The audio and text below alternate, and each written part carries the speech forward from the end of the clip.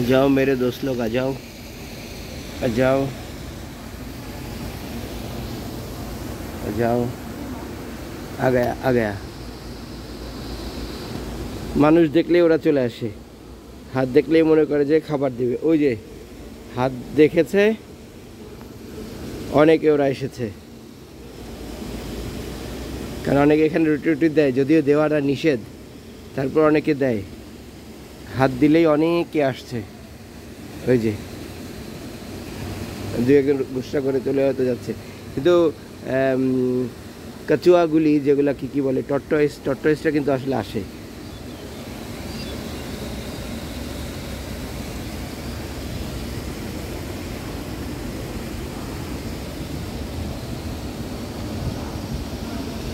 Sorry, আইন ভঙ্গ করতে পারছি না, তারপরেও কোনো একদিন চুরি চুরি করে এসে দিয়ে যাব।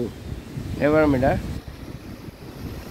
আশা ভঙ্গ হয়ে গেল, বাট আই এম সরি।